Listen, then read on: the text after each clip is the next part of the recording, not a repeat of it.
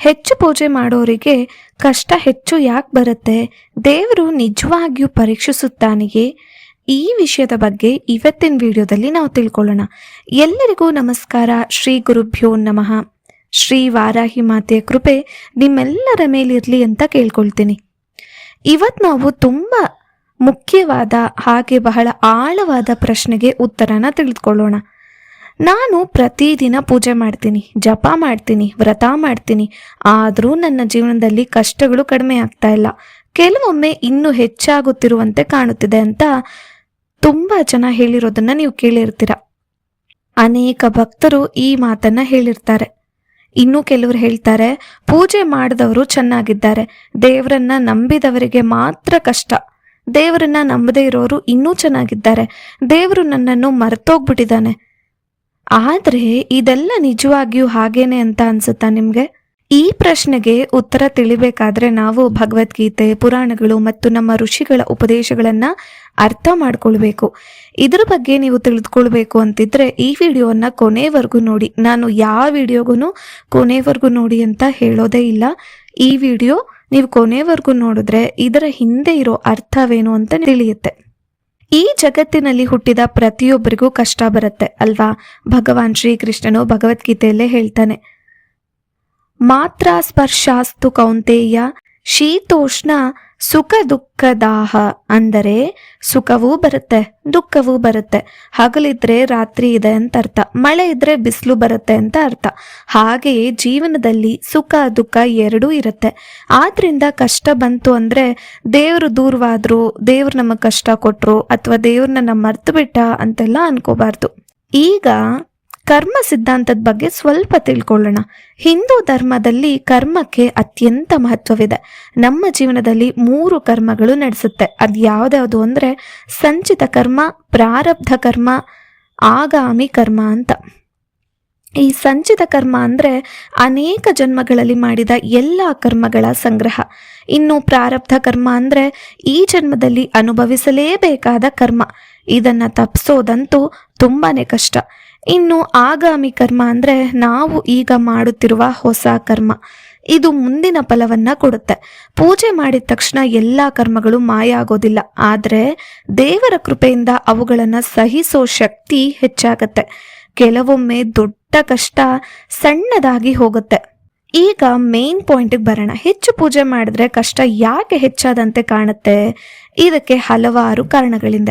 ಈಗ ಒಂದೊಂದಾಗಿ ನಾವು ನೋಡ್ತಾ ಹೋಗೋಣ. ಕಾರಣ 1, ಹಳೆಯ ಕರ್ಮಗಳು ಬೇಗ ಕರಗಬಹುದು. ಉದಾಹರಣೆಗೆ, ಒಬ್ಬ ವೈದ್ಯನು ರೋಗಿಯನ್ನ ಗುಣಪಡಿಸಲು ಶಸ್ತ್ರಚಿಕಿತ್ಸೆ ಮಾಡ್ತಾನೆ. ಶಸ್ತ್ರಚಿಕಿತ್ಸೆ ನೋವು ಕೊಡುತ್ತೆ ಅಲ್ವಾ?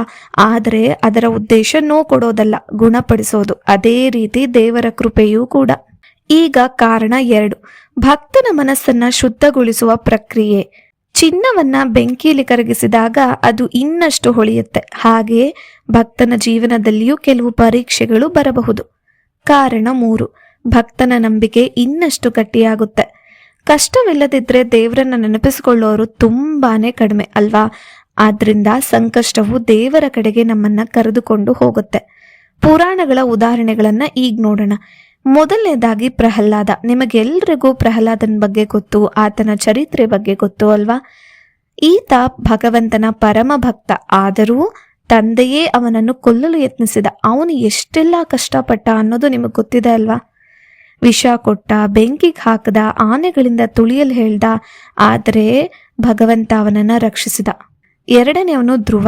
ಚಿಕ್ಕ ವಯಸ್ಸಿನಲ್ಲಿ ಅವಮಾನವನ್ನ ಅನುಭವಿಸಿದ. ಸ್ವಂತ ತಂದೆಯಿಂದಲೇ ಆತ ಅವಮಾನವನ್ನ ಅನುಭವಿಸಿದ. ಕಾಡಿಗೆ ಹೋಗಿ ತಪಸ್ ಮಾಡ್ದ. ಅಂತಿಮವಾಗಿ ವಿಷ್ಣುವಿನ ದರ್ಶನವನ್ನ ಪಡೆದ. ಇನ್ನು ನೀವು ಪಾಂಡವರ ಬಗ್ಗೆ ತಿಳ್ಕೊಳ್ಳೇಬೇಕು. ಶ್ರೀಕೃಷ್ಣ ಅವರ ಜೊತೆಯಲ್ಲಿದ್ದ, ಆದರೂ ವನವಾಸ, ಅಜ್ಞಾತವಾಸ, ಯುದ್ಧ, ಅನೇಕ ದುಃಖಗಳು, ದ್ರೌಪದಿ ವಸ್ತ್ರಾಪಹರಣ, ಹೀಗೆ ಅನೇಕ ಸಂಗತಿಗಳು ನಡೀತು. ಆದರೆ ಕೊನೆಯಲ್ಲಿ ಧರ್ಮವೇ ಗೆದ್ದಿತು. ಮಾರ್ಕಂಡೇಯನ್ ಬಗ್ಗೆ ನಿಮಗೆ ಗೊತ್ತಲ್ವಾ? 16 ವರ್ಷದಲ್ಲಿ ಸಾಯಬೇಕೆಂದು ಅವನಿಗೆ ವಿಧಿ ನಿರ್ಮಿತವಾಗಿತ್ತು. ಆದರೆ ಶಿವನ ಭಕ್ತಿಯಿಂದ ಮೃತ್ಯುವನ್ನೇ ಜಯಿಸಿದ. ಹೀಗೆ ತುಂಬಾ ಜನ ಭಕ್ತರು ತುಂಬಾ ಕಷ್ಟಪಟ್ಟು ಕೊನೆಯದಾಗಿ ಭಗವಂತನಿಂದ ರಕ್ಷಿಸಲ್ಪಟ್ರು. ಈಗ ನಾವು ಕಷ್ಟ ಬಂದಾಗ ಏನ್ ಮಾಡಬೇಕು ಅನ್ನೋದನ್ನ ನೋಡೋಣ. ದೇವರನ್ನ ದೂರ ಮಾಡಬಾರ್ದು, ಪೂಜೆಯನ್ನ ಬಿಡಬಾರ್ದು, ಜಪ ಮುಂದುವರಿಸಬೇಕು, ಒಳ್ಳೆಯ ಕೆಲಸಗಳನ್ನ ಮಾಡಬೇಕು, ಯಾರಿಗೂ ನೋವು ಕೊಡೋ ರೀತಿ ಮಾತಾಡಬಾರ್ದು, ಹಾಗೆ ನಡ್ಕೋಬಾರ್ದು. ಮುಖ್ಯವಾಗಿ ತಾಳ್ಮೆಯನ್ನ ಕಳೆದುಕೊಳ್ಬಾರ್ದು. ಈಗ ಯಾರೋ ಏನೋ ಹೇಳ್ತಾರೆ, ಪೂಜೆ ಮಾಡೋದ್ರಿಂದನೇ ಕಷ್ಟ ಬರುತ್ತೆ, ಅದು ಬರುತ್ತೆ ಅಂತ ಹೇಳ್ತಾರೆ, ಅದೆಲ್ಲ ಆಡು ಮಾತು ಅಷ್ಟೆ. ಈಗ ಕೆಲವೊಂದು ಯೂಟ್ಯೂಬ್ ಚಾನಲಲ್ಲೂ ಕೂಡ ಭಗವದ್ಗೀತೆಯಲ್ಲಿ ಕೃಷ್ಣ ಹೇಳಿದ್ದಾರೆ, ಈ ಕತೆ ಹೇಳಿದ್ದಾರೆ, ಆ ಕತೆ ಹೇಳಿದ್ದಾರೆ ಅಂಥದ್ದು ಯಾವುದನ್ನೂ ಭಗವದ್ಗೀತೆಯಲ್ಲಿ ಕೃಷ್ಣ ಹೇಳಿಲ್ಲ. ಆದರೆ ಇದೆಲ್ಲ ಒಂದು ಆಡು ಭಾಷೆ ಅಷ್ಟೆ. ಪೂಜೆ ಮಾಡದೇ ಇರೋರು ಚೆನ್ನಾಗಿರ್ತಾರೆ, ಪೂಜೆ ಮಾಡಿರೋರು ಕಷ್ಟಪಡ್ತಾರೆ ಅನ್ನೋದೆಲ್ಲ ಮೊದಲಿಗೆ ಕಷ್ಟ ಅನ್ಸ್ಬೋದು, ಆದರೆ ಅವರನ್ನ ದೇವರು ಯಾವತ್ತೂ ಕೈ ಬಿಡೋದಿಲ್ಲ. ಹೀಗೆ ನಮ್ಮ ಜನರಿಗೆ ದೊಡ್ಡ ದೊಡ್ಡ ತಪ್ಪು ಕಲ್ಪನೆಗಳಿದೆ. ಅದು ಯಾವ್ದ್ಯಾವುದು ಅಂದರೆ ಪೂಜೆ ಮಾಡಿದ್ರೆ ಜೀವನದಲ್ಲಿ ಯಾವುದೇ ಕಷ್ಟ ಇರಬಾರ್ದು ಅಂತ. ಇದು ಸತ್ಯ ಅಲ್ಲ. ಇನ್ನೊಂದು, ಕಷ್ಟ ಬಂದ್ರೆ ದೇವರು ಕೋಪಗೊಂಡಿದ್ದಾರೆ ಅಂತ ಅರ್ಥ. ಈ ಕೆಲವರು ನೋಡಿರ್ತಿರಲ್ವ, ಏನೇ ಕಷ್ಟ ಬಂದ್ರು ಅಯ್ಯೋ ನಮ್ಮ ದೇವ್ರು ಕೋಪ ಮಾಡ್ಕೊಂಡ್ಬಿಟ್ಟಿದ್ದಾರೆ, ಅವ್ರಿಗೆ ಆ ಬಲಿ ಕೊಡಬೇಕು, ಇದನ್ನ ಮಾಡಬೇಕು ಅಂತಾರೆ. ಹಾಗೆ ಇದು ಕೂಡ ಸತ್ಯ ಅಲ್ಲ. ಇನ್ನು ಕೆಲವರು ಪೂಜೆ ಮಾಡಿದವರು ಚೆನ್ನಾಗಿದ್ದಾರೆ, ನೀನು ಮಾಡಿ ಮಾಡಿ ಕಷ್ಟ ತಂದ್ಕೊಳ್ತಿದ್ಯಾ ಅಂತಾರೆ. ನಮಗೆ ಅವರ ಜೀವನದ ಸಂಪೂರ್ಣ ಸತ್ಯ ಗೊತ್ತಿರೋದಿಲ್ಲ, ಸುಮ್ಮನೆ ಬಡಬಡ ಅಂತ ಮಾತಾಡಿರ್ತೀವಿ. ಪ್ರತಿಯೊಬ್ಬರು ತಮ್ಮ ತಮ್ಮ ಕರ್ಮ ಫಲವನ್ನೇ ಅನುಭವಿಸ್ತಾರೆ. ಸೊ ಇಲ್ಲಿ ವಿಷಯ ತಿಳಿಸೋದು ಇಷ್ಟನೇ. ಒಂದು ಮಗುಗೆ ತಾಯಿ ನಡೆಯೋದಕ್ಕೆ ಕಲಿಸ್ತಾಳೆ, ಅದರ ಕೈಯನ್ನ ಸ್ವಲ್ಪ ಬಿಡ್ತಾಳೆ, ಅದು ಬೀಳ್ಬಹುದು, ಆದರೆ ತಾಯಿ ದೂರ ಹೋಗೋದಿಲ್ಲ, ಮತ್ತೆ ಎತ್ತಿ ನಡೆಯಲು ಕಲಿಸ್ತಾಳೆ ಅಲ್ವಾ. ಹಾಗೆ ದೇವರು ನಮ್ಮನ್ನು ಎಂದಿಗೂ ಕೈ ಬಿಡೋದಿಲ್ಲ. ಕಷ್ಟದ ಸಮಯದಲ್ಲಿ ಅವರು ನಮ್ಮೊಂದಿಗೆ ಇರ್ತಾರೆ. ಕೆಲವೊಮ್ಮೆ ನಮ್ಮನ್ನ ಇನ್ನಷ್ಟು ಬಲಿಷ್ಠರನ್ನಾಗಿ ಮಾಡಲು ಅವಕಾಶ ಕೂಡ ನೀಡ್ತಾರೆ. ಆದ್ದರಿಂದ ಕಷ್ಟ ಬಂದಾಗ ದೇವರು ನನ್ನನ್ನು ಬಿಟ್ಬಿಟ್ರೋ, ಮರೆತು ಬಿಟ್ರೋ, ಕೋಪ ಮಾಡ್ಕೊಂಡಿದ್ದಾರೆ ಅನ್ನೋದೆಲ್ಲ ಯೋಚಿಸಬಾರ್ದು. ಬದಲಾಗಿ ಈ ರೀತಿಯಾಗಿ ಯೋಚಿಸ್ಬೇಕು, ಈ ಅನುಭವದಿಂದ ನಾನು ಏನು ಕಲಿಬೇಕು, ದೇವರು ನನಗೆ ಯಾವ ದಾರಿಯಲ್ಲಿ ತೋರಿಸ್ತಿದ್ದಾರೆ ಎಂದು ಯೋಚಿಸ್ಬೇಕು.